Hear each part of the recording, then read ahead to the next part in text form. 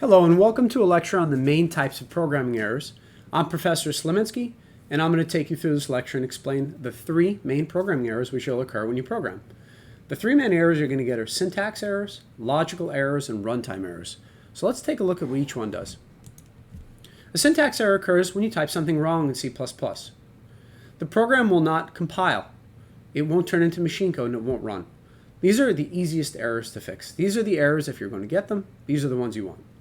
If you look at the code to the left, there's a small code segment. I didn't label the lines of the code, but you'll notice where it says cout total equals, unquote, shift operator, total shift operator, end L. There's no semicolon at the end of that line. So what you're going to get is you're going to get an error from the compiler. It's going to say expected semicolon before closing token. And it'll tell you what line it's on. It'll tell you what it's wrong with it. So it's very easy to fix this.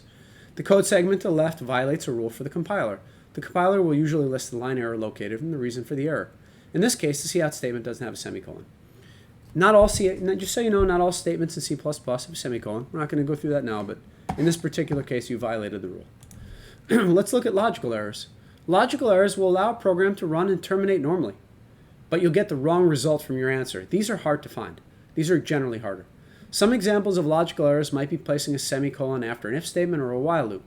What that'll do is that will basically skip the conditional and it'll just always execute the if statement. If it's in a while loop, it won't repeat because the semicolon directly after those lines indicate an operand. This will prevent the program from executing in the intended way. Another example may be reversing the equality sign. Again, your program will run and terminate normally, but if you reverse an equality sign, a relational operator, you're not going to get the right output. So you're going to have to look for that in your program. Runtime errors.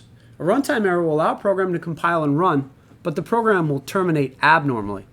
So logical errors, the program will run and terminate perfectly normal, but you'll get a weird output. You'll get the wrong output, right? You'll get junk. But with runtime errors, you'll get something like floating point exception, core dump. So what will happen there is you're going to say, oh, okay, what happened here? Well, I could see that I divided by 0. So I say A is 0, B is 100, and C is B over A. You can't divide by 0. It'll give you an error, and that's the particular error it'll give you. You can see here that the program will run, but it'll terminate abnormally.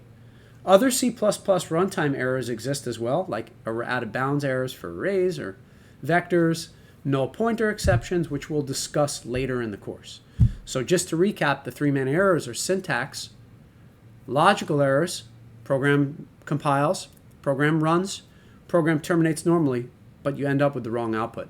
And then runtime error, program compiles, program runs, but program terminates abnormally.